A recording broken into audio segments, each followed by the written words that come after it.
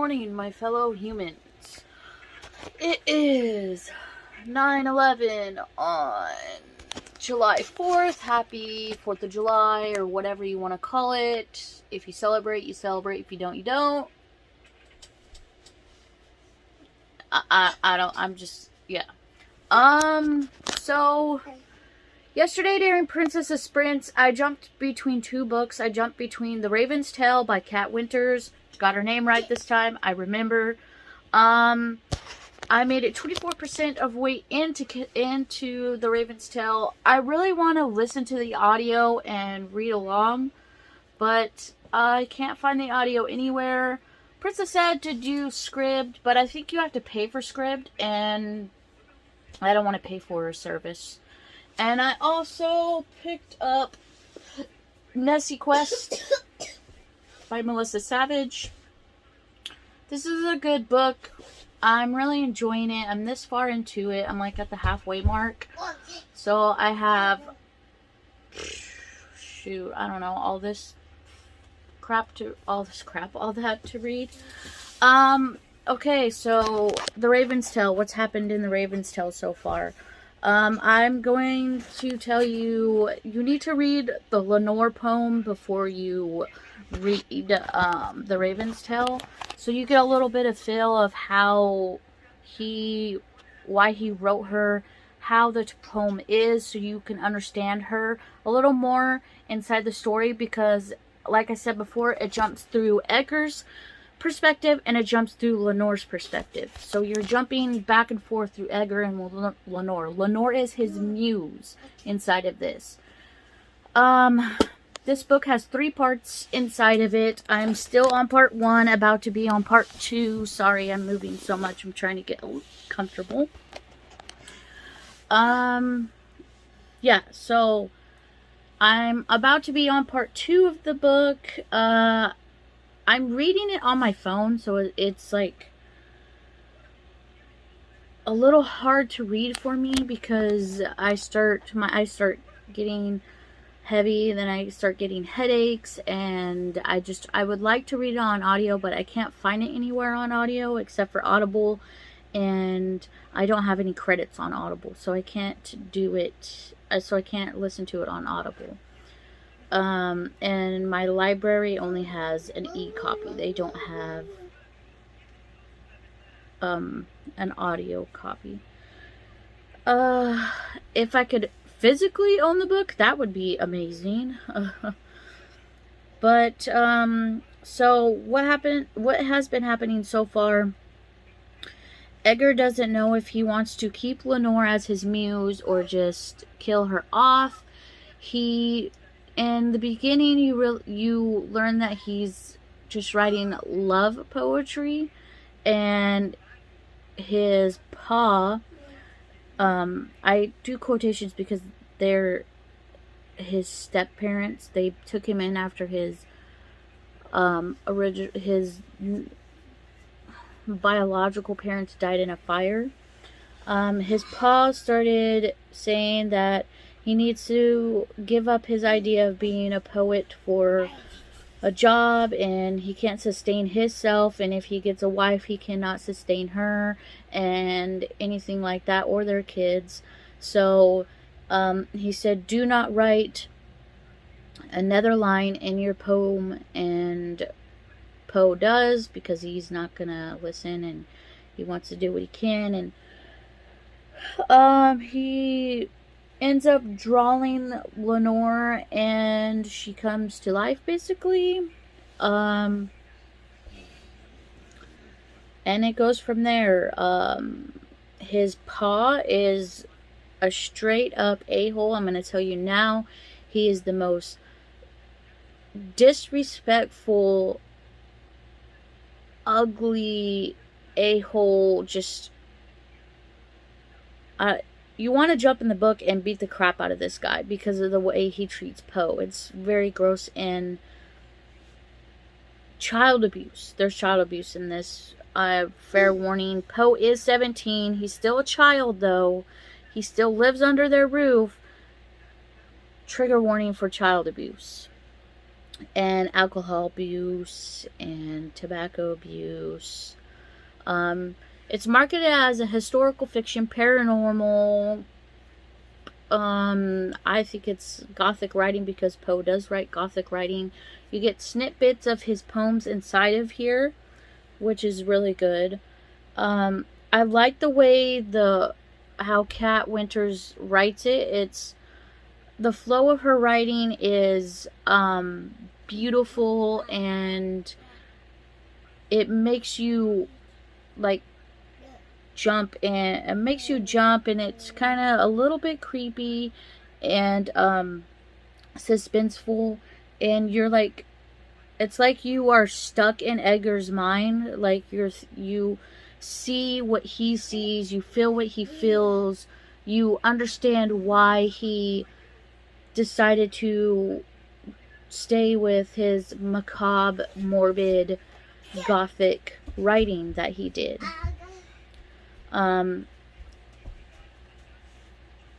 Yeah, it's a good book. Like, from what I've read, like I said, I've only read 24% of the way into it.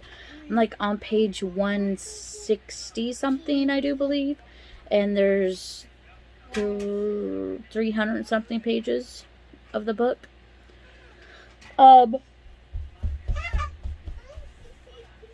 It's good. I like it. I'm enjoying it. I would love to physically own it so I can tab it up and write my own annotations in it, because it's such a beautiful book, and I love how she captures Poe, actually.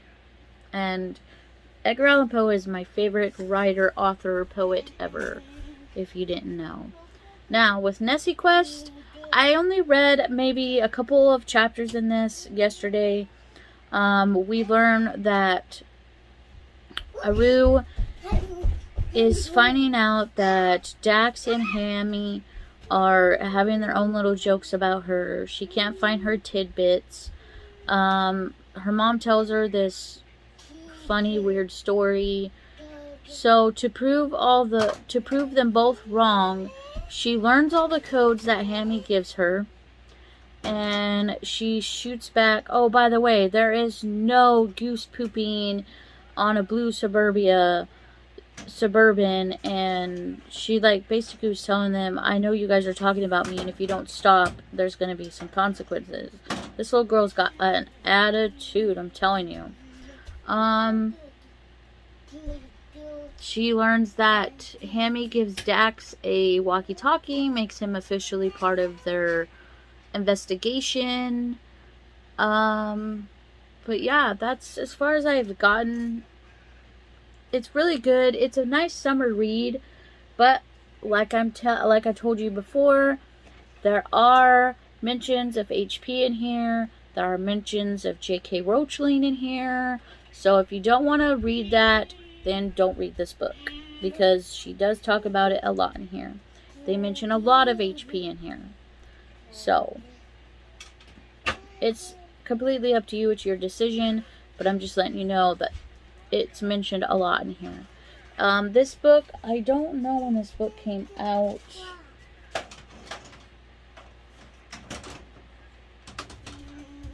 Hold on, let me find out.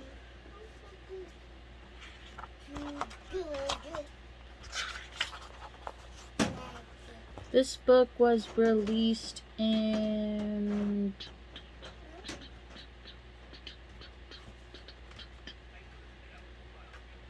Oh, wow. Okay, this book was released in 2020. So, it's a fairly new book. 2 years ago. But still, I'm letting you know. If you don't want to read about HP inside of a book because of J.K. Rowling, don't pick it up. But besides talking about HP, it's such a good book. It's very cute. It's very adorable. I've been laughing throughout the book. I've been giggling. I've been like, okay, so why is he doing this? Why is she doing that? Oh, and this book is kind of hard to read in some bits because Melissa Savage, because they are in Scotland, she does write how people in Scotland talk. So you get their slang, the way they talk. So in bits you get where they're saying lassie, lass. They say like cheers. Like when Hammy or someone's talking, they say do ye and stuff like that. So keep that in mind too. I think the audiobook for this would be cute if they had an audiobook. I don't think they do, but if they do, I think it would be cute. But it's really good. I'm really enjoying it. This is a long update, but I will catch you guys later whenever I read some more. Okay, bye.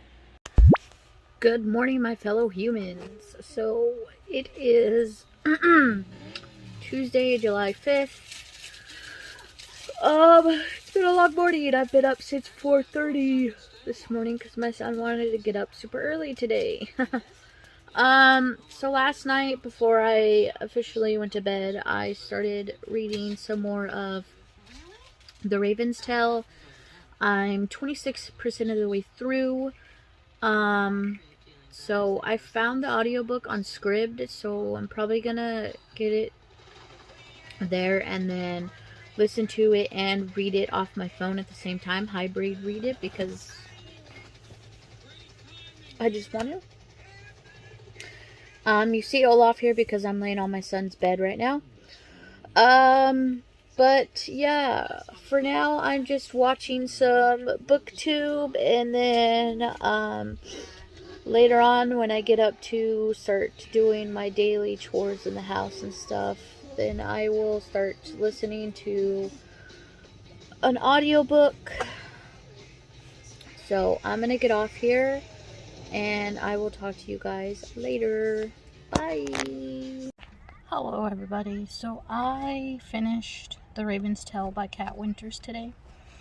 Gave it a 5 out of 5. It was very good. Really, really interesting by the end of the book.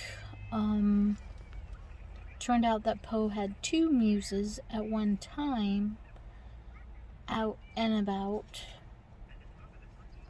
One light, one dark. Lenore turned into a raven at the end, which was pretty cool. And then the author's note was talking about how she did a lot of her research. She did a lot of research on Poe. It was good. Good writing. Good.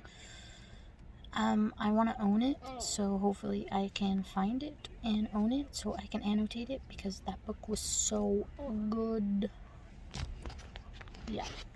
I'm definitely going to be rereading that a lot because it's a good Poe story.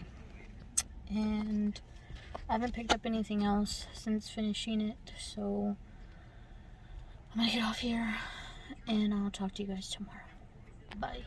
Hey friends. So, I didn't read at all yesterday.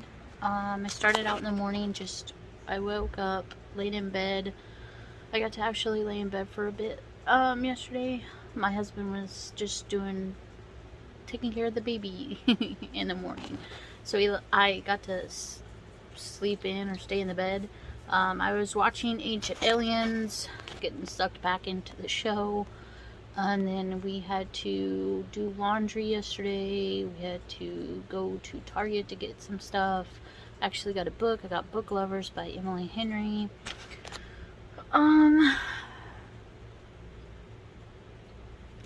What else? And then we came home. I made dinner, and then we just chilled out, watched some TV, and then played with my son because he got a new toy yesterday. He got an RC of Lightning McQueen. And then we went to bed, and I didn't read anything yesterday. I didn't even listen to an audiobook. I could have, but I didn't. So today I have not read nothing yet. My son's outside playing. I am listening / watching BookTube, and then I got to do dishes later on today. When I do the dishes, I'll more likely pick up a book. I have been listening to Root Magic. It's already a 5 out of 5. I really enjoy it. So it's about two twins that I do believe live in Louisiana. Their grandmother dies early on inside of the book. She does root magic. She helps people with sickness, illness, anything like that. Their uncle was helping her, and then now he's teaching the kids how to do it so they could learn how to protect themselves and the family. And it's very good. It's very, I don't know what to say. I like it. I'm thoroughly enjoying it. It's already a 5 out of 5, like I said.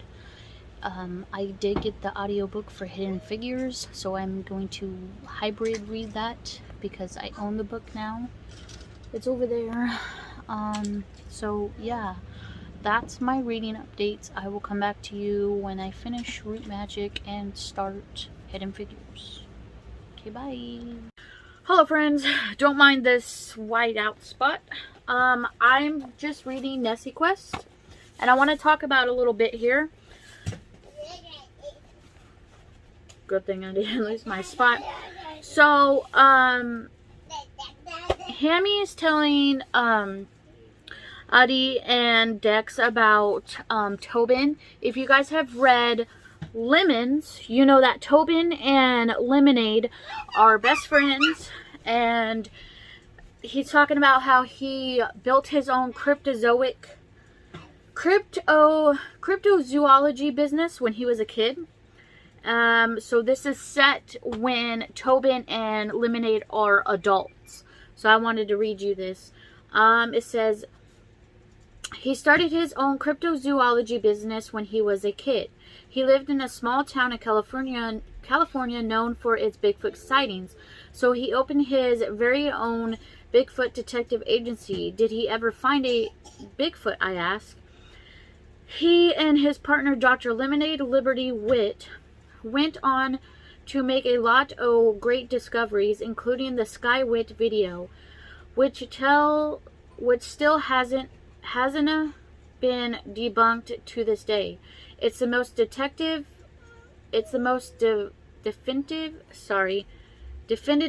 evidence to date. Now he teaches cryptozoology at Berkeley, and she's a veterinarian in San Francisco. But they're still partners when it comes to expeditions. And ye want to talk about famous, they're famous. So he's just talking about how Tobin and Lemonade are, like, they're adults now. That Tobin is he teaches at Berkeley, like it said, and that Lemonade is a veterinarian in San Francisco, but they still do investigations together. And I love that Melissa Savage has included them inside of this book. It's so amazing. I didn't know she was going to, but I'm so glad she did. There wasn't any mentions of them in The Truth About Martians, but that's okay. That's cool. I'm good with that. That was its own story. It was amazing, super cute, loved it. But I love that Hammy is talking about Tobin and Lemonade in this. I love it so much. It's so good that he looks up to Tobin so much that he created his own cryptozoologist team with Aru and Dax. So I want to see if by the end of the story, if she ends up coming back to Scotland to help with the Nessie quest, the Nessie Juggernaut, because Dax says that he comes back every summer to Scotland because his mom is looking for her family, because she figured out that she's, I think, she's something percent Scottish. So they come back every year so she can figure out stories about her family and everything. So I wonder if Aru is going to have her parents come back to Scotland when summer happens. And when she goes back to the States, is she going to keep in contact with Hammy and Dax? I really want to know. and I can't wait to figure out what's going to happen in all these pages. But I just wanted to pop in and let you guys know that I am reading it, and I love the fact that Melissa Savage has included Tobin and Lemonade inside of this book. And it's not the first time she's mentioned Tobin and Lemonade, but I just thought it was really cool that we get a mention of them when they're older, and that there's someone who looks up to Tobin. So I just wanted to mention that, and I'm going to get back to reading. Bye. Hey friends, so back at this spot again. Just finished Nessie Quest by Melissa Savage. I am participating in Princess's reading sprints. She does them every Sunday. So I just finished this. A 5 out of 5, hands down. The ending got me a little teary-eyed. Nothing fell, but they were right there, welling up right there. It was so good, so cute, so adorable. Hammy got his all-time favorite person ever to be on his podcast. The very first person to be on his podcast. It was Tobin Sky. So freaking amazing, so adorable. I loved it so much. I would love for Melissa Savage to do another book about these 3 characters and what they do or how they grew up or anything like that, because that would be really cute and adorable. But yeah, I loved it. 5 out of 5. Loved it so much. So good. I'm gonna get off here, but I just want to let you guys know that I read this. And I'm gonna pick up something else. I don't know what I'm gonna pick up, but I will pick up something else, and I'll let you know what it is when I pick it up. Okay, bye. If I could begin to be half of what you think.